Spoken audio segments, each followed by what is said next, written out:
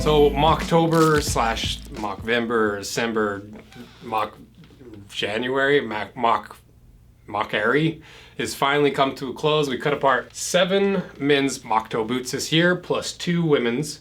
And so now it's kind of the end of the series wrap up for this year. So we're gonna do a few different things in this video. We're gonna go through every single one of these boots and go through the good, the bad, and not the ugly, but the best. Like basically, what is this boot best for? We're also gonna go through and see how you guys ranked these boots. And we're gonna go over the official Rose Anvil ranking for the Mocktober 2022. And then we're also gonna show you what you guys ranked for across the board, every single Moc Toe we cut apart, the full ranking of how you guys ranked it from best to worst Moc Toes. So that's the idea of this video. So let's start going through it. After we talk about the sponsor, the Morning Dram. So the Morning Dram, if you don't know, they sponsored the Rose Anvil 2 channel a lot. And the thing that makes them really unique and different is the fact that not only do they just make really good coffee, that's, you know, the typical tasty coffee, but the thing that really makes them stand out is the barrel aged coffee. This stuff is wild. You know, and the thing it's barrel aged, what does that mean? Well, they use retired whiskey barrels and age the coffee beans in those barrels so that when you brew this, you get coffee that has like whiskey hints and flavors. And it's not just like you slightly smell it and it's not even slightly taste it. It tastes like whiskey and coffee combined. It's a really unique coffee, and the brand is a really cool brand because the guy that owns this, he owns several pairs of boots. He owns some Aldens, he owns so a bunch of like the boots that you guys are into as well as I am. So it's cool to support a company that's making a really unique, cool product that also happens to be a big footwear and boot nerd. So check out the Morning Dram via the link in my description. And just so you're aware, there's no actual alcohol in the coffee at all. It's just the whiskey flavor infused into it. And just one more tidbit about the owner. He was awarded Best Whiskey Bar in America. So he knows what he's doing, he knows what he's talking about. So check him out via link in the description, and thanks again to the Morning Dram. So the first thing I wanna do is go through the boots one by one, go through the good, the bad, and the best. So first, let's start with the most expensive, or close to the most expensive, I guess, one of the more expensive boots in the lineup, the Field Boot by Grant Stone. So this boot, I'll take one half and one whole. This boot retails for $380. It was just released this year. The good of this boot is you can see it has tons of leather throughout the sole construction, a leather midsole, a leather insole, cork filling, steel shank. So the big thing that's awesome about Grant Stone is you get a full leather boot for an affordable price because they make them in China. And that's kind of the bad to some people. You know, I don't really care as much that they're made in China because Grant Stone does it in a way that they take care of their employees. They have high quality control that rivals any of the US boots, and I would say it's better than any of the US boots that we've cut apart. But that's a bad thing for some people. Some people don't like supporting stuff that's made in China. For some reason, China is, even though it's just as much of a different country as Mexico and Guatemala and Italy and all these other places, some people just really have a hard time with stuff made in China. But other than that, it's a pretty awesome boot. So what is the Grant Stone Field boot best for? Well, it's a unique hybrid of a dressier style boot with kind of a work boot inspire while maintaining a field boot, like northeastern hunting, like a fowl hunting boot, all combined into one. So you get all the high quality materials, you get the unique look while still maintaining some of the finer attributes and aspects that Grant Stone is known for. Next is the Redwing 1907, retails for $310, around that price range.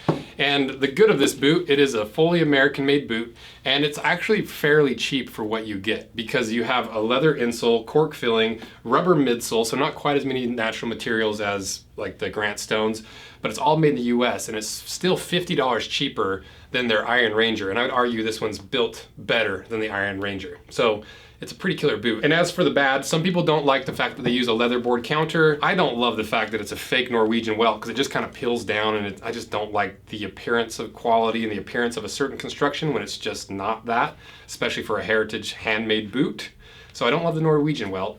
But what is it best for? This is just a good all-around heritage boot. It's the classic heritage Moc Toe look with a little bit wider toe box that the regular Moc Toes from Redwings don't have. And you still are supporting a US company. It has that Moc Toe look and it's heritage through and through. You could use it for light work, but it's mostly for casual, light duty work and for style. Next to everybody's favorite, the Alden Indy, retails for $607. This one's also made in the United States. And the good of this boot, if you didn't see the Rose Anvil 2 video where I go through all the little aspects, the good and the parts about the last that make it really unique, because the initial video was not very positive, and I still consider this to be a severely overpriced boot. But there's a wiggle room, there's some interesting things. I'm wearing a pair of Aldens for 6 months for the Patina Thunderdome. I just went on the Stitch Down podcast where me and the guys that run the Patina Thunderdome talked back and forth a lot about this boot as a little bit of a preliminary review of my upcoming 6-month review. So if you haven't listened to that podcast, I'll put a link in the description. But to me, the good of this boot is the anatomical last. It's really wide, but because they kind of bring it to a point, it hides how wide it actually is. And it has this unique banana-ing effect. Instead of having a straight last, it folds over, so it makes room for your big toe. The bad, lots of fake leather board, cheap split leather insole, and the materials do not live up to that $610 price in my opinion, especially this particular cheap leather on the actual real Alden Indies. It's just a really heavy pigmented leather. It's still from Horween, so it's a good leather, but I hate that heavy pigment that you can literally just take your fingernail and scratch off. So what is this best for? A good American-made anatomical wide toe box boot that you can wear casually, you can dress it up, you can take care of it and keep it really shiny. And it's basically just a good all-around boot for everything but like really hard wear, like hiking and some of the more rugged things you might do in a boot. But for a good wide toe box boot, it's not a bad boot if you don't mind spending, in my opinion, twice the price you should. Next, we have the Thorogood 1957. We've cut apart quite a few Thorogoods, but this is a unique model because it's based after their old pattern and it's an older style of Moc Toe with like all this stuff going on in the back. The good is I recommend Thorogood probably more than any other Moc Toe and almost more than any other boot because it's a fairly affordable boot. It comes in at $290, so not quite as cheap as it used to be, but you still get the wedge sole that's really comfortable. It's the Max Wear wedge, so it's a polyurethane based, cork filling, and instead of leather, you have fiberboard and composite or synthetic materials, which don't last quite as long as full leather, but they break in significantly faster. These redwings take forever to break in, and they're a pain, and they're still just not quite as soft underfoot as a Thorogood because of those synthetic materials. But the bad of it is those synthetic materials are never gonna wear quite as well, and they're not gonna last as long as full natural materials like leather, or even as long as the leather board counter in the redwings. So what is it best for? Well, it's just a good all-around work boot. There's almost no break-in period because of how soft and tumbled the leather is. The synthetic materials on the inside make it compress the shape of your foot really quick. It has a nice fat insole, so they're just a good all-around work boot for heavy-duty work, light work, even casual wear, because they're still a nice-looking Moc Toe boot. Next up is the Ecco Staker, $270, made in Portugal. And this is a unique one because it's very different from all the traditionally made boots because there's a literal slab of 1-inch thick memory foam throughout the midsole. So it's gonna be the absolute most comfortable Moc Toe that we've probably ever cut apart. But because of comfort, a lot of times you sacrifice durability and longevity. That's gonna be the case with this because it's got a thin rubber skin on the bottom that, you know, it's only what, like 5 millimeters thick at the lugs compared to an entire wedge you'd have to wear through. It could be argued these would wear at the same rate, but they're still not gonna wear quite as long, nearly as long as like a full rubber sole, kind of like on these women's Nicks. So that's kind of a good and bad. But they are just, the good is that they're going to be the most comfortable Moc Toes in the world so far that we've cut apart, and they are comfortable. The bad is they're just not going to last as long, and because it's a cemented construction or direct injected construction, a cobbler's not going to want to resole this for you, and they're just not the most attractive looking Moc Toes. They're really wide, they're really bulbous, but the leather is really good. So what is this best for? If you want a Moc Toe and you want comfort and that's all that you care about, this is the most comfortable Moc Toe, even though it might be a little bit pricey compared to some of the traditionally made boots. Just look how thick this insole is. That's 3 times as thick as any other insole we've ever seen. It's even thicker than the Thorogoods. So not a bad boot.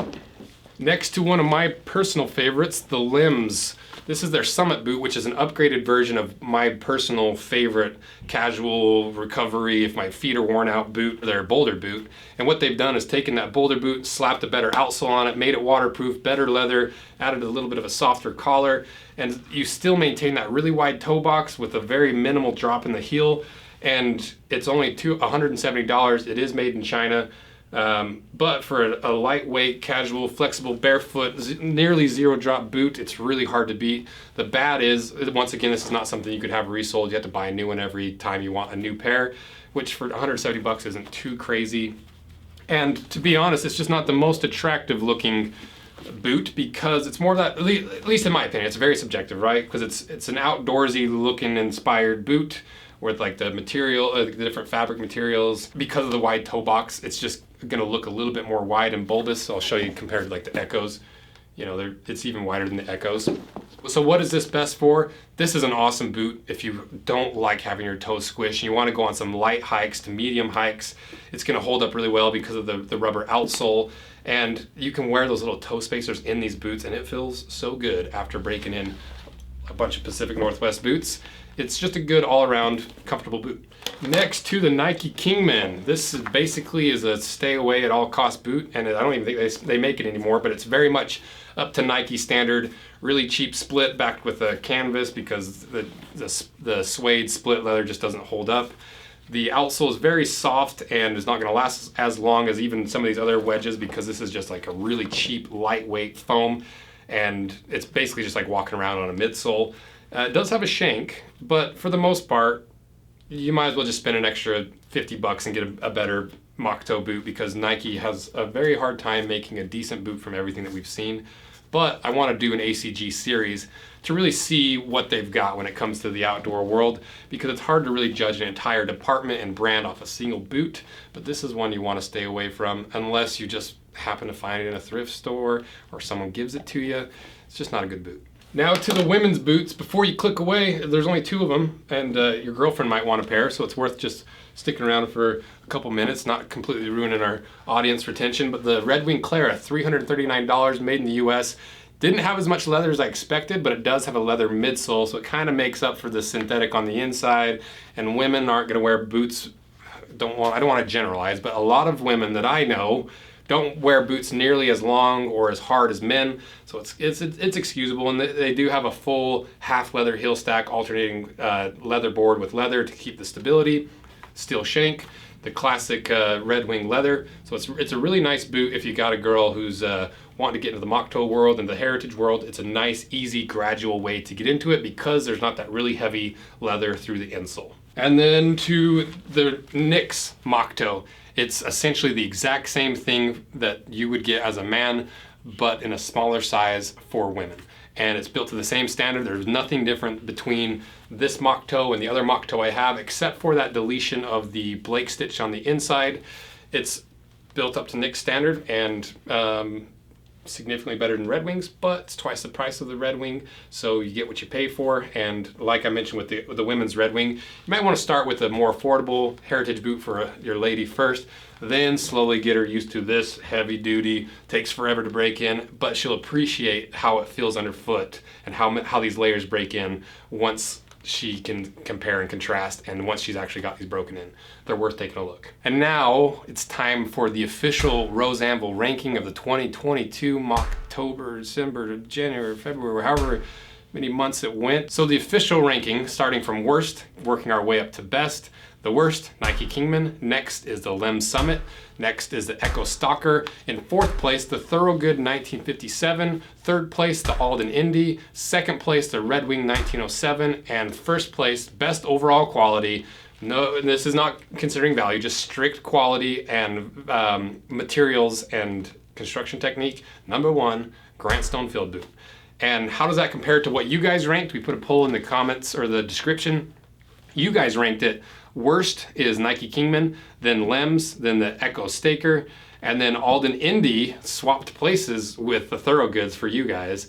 Thorogoods at number 3, then Grant Stone at number 2, swapping out the redwing for number 1. So redwing 1907, number 1 for you guys that ranked them in the little form that we made. That's interesting. So you guys swapped Alden and Thorogood and Grant Stone and Redwing. Interesting. I'd like to hear what your argument is for swapping those, because I felt pretty confident in my ranking. Maybe some of the Alden swapping and scoring is based off of my particular review. And I'm curious, I'm really curious why you put Redwing 1907 as number 1. So let me know below. And now for the one I've really been interested in. I haven't looked at any of these yet. How do all the boots rank, all the Moc Toe boots that we've ever cut apart, in your guys' opinion? Well, in the 18th spot, the Carhartt 6-inch wedge, respect. Next, 17th spot is a Harley Davidson Moc Toe boots. Those were terrible. Number 16, the Brunts. I would argue those are worse than any of them, to be fair, because they're just like, Brunt is a brand, in my opinion, that's using the workwear name and selling a really terrible boot that's just cemented to the people who need it and need to rely on it the most, and I think their marketing is deceptive. So I would put that as the very last one, but that might just be my personal distaste in how they do things. Next to number 15, the Nike Kingman. Number 14, the Carolina 8-inch Moc. Which is essentially the same thing as a Thorogood. So it's interesting you guys rank that so low. It does have a few parts that aren't as good. Number 13, the Ecco Staker.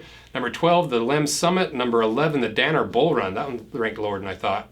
Number 10, the Thursday Diplomat. Number 9 is the Thorogood 8-inch Moc. Number 8, Alden Indy. Number 7, the Redwing 875, which is their classic Moc, but a 6-inch version. Number 6, the Thorogood 1957, the one we talked about, the classic one there, or like old school pattern, I guess. Number 5, you put the Grant Stone Field Boot. Number 4 is the Redwing 877, which is the 8-inch version of their classic Moc. Interesting that was such a difference from number 4 down to number 7, and it's essentially the same boot. Number 3 is the White's Perry, so you guys put that above all the other competing Moc Toes and the Redwings and the Thorogoods. It usually is in the same category. Number 2, the 1907 Redwing. So you guys put that as number 2. I think there's an argument to be made there. And then number 1, best Moc Toe. It's still hard to beat the Nick's quality and construction and materials and overall durability of this boot. When you just really look at it for what it is, it's hard to argue that this isn't the highest quality Moc Toe in the world. That doesn't mean it's the perfect boot for everybody, because they are heavy, they take forever to break in. But when you just look at the materials for what it is, it's hard to say this is not the best quality. There's an argument to be made that it's not the best value, because some people value a $90 boot because they're only going to be popping around 2 or 3 times a year in them. They just want it for the look. And remember, these rankings are based off of strictly quality, not value. So that's why these will rank number 1 until we find something to beat it. So if you guys can think of a boot that's better than the Nick's Moc Toe, that's a Moc Toe style, let me know, because it's gonna be tough to pull this one off the top of the charts for basically until the next Mocktober. And that is the end of the Moc Toe finale, even though it's a few months late. I really enjoyed this Mocktober. It was really fun working with all these brands and seeing what's on the inside of some of these boots that I've always wondered about.